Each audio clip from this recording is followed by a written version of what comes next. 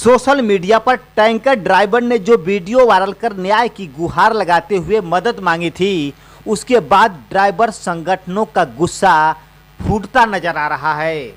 सोमवार को पीड़ित चालक राम प्रवेश राजभर के समर्थन में वाहन चालक कल्याण समिति संपूर्ण भारत के राष्ट्रीय अध्यक्ष सुरेश चंद्र यादव के नेतृत्व में ड्राइवरों ने मोर्चा खोल दिया। बड़ी संख्या में जिला मुख्यालय आजमगढ़ पहुंचे कई जनपदों के आक्रोशित वाहन चालकों ने डीएम ऑफिस पहुंचकर जमकर प्रदर्शन किया।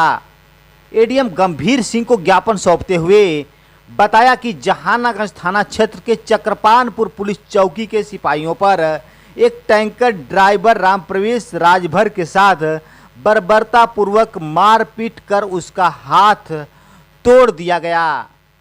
उक्त मामले को पुलिस कर्मियों द्वारा छिपाने के लिए सुपुर्दगी नामा और माफीनामा के आधार पर उन्हें छोड़ दिया गया।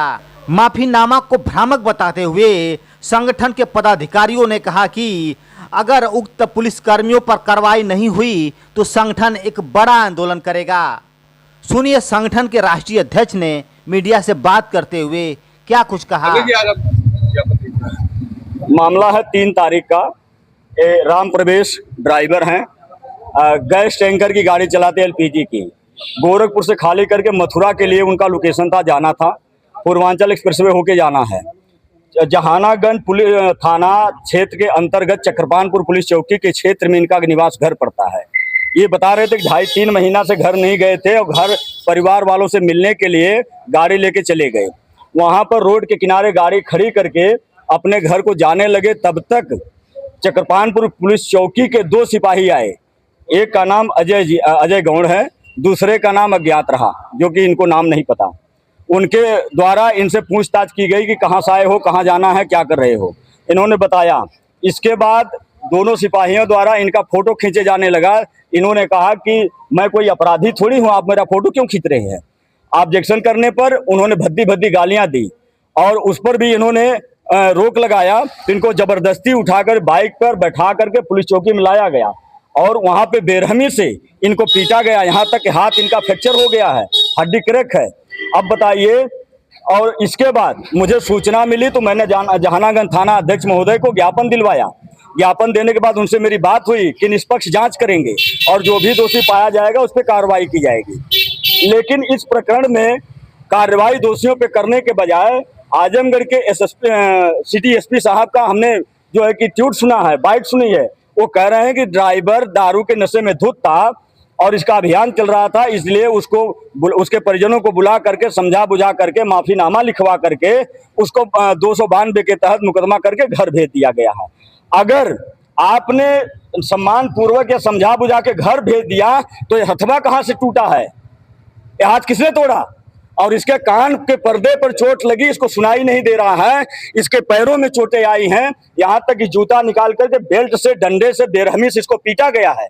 और एसपी साहब कह रहे हैं कि सम्मान पूर्वक उसको, दारू अगर पीना इतना गुनाह है तो सरकार दारू क्यों चला रही है उत्तर प्रदेश के अंदर, क्यों नहीं बंद करते लोग। क्या दारू जबरदस्ती चोरी छिनौती करके लेके आ रहे हैं। दारू से तो आपको फायदा है। आपका पुलिसकर्मी जब रोड पर दारू पीकर ढलते हैं तो कौन उनको रोकता है।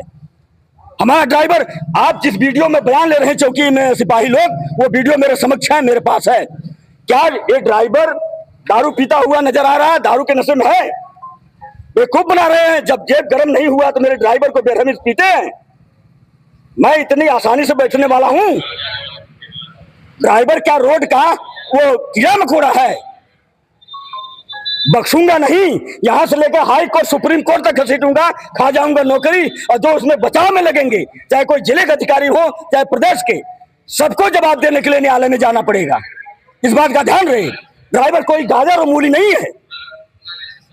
वाहन चालक समिति ड्राइवरों की सुरक्षा के कवच है। इसमें कोई अपराधी या दुर्दांत या आतंकवादी नहीं जुड़े हुए हैं। ये सब ड्राइवर हैं। इनके संघर्ष से देश और प्रदेश चलता है। मांग क्या है? मांग यह है कि दोषियों पर तत्काल प्रभाव से पुलिस अधीक्षक महोदय, डीआईजी साहब और डीएम साहब, इस मामले को तत्काल प्रभाव से संज्ञान लेकर के और इसकी जांच बैठाएं।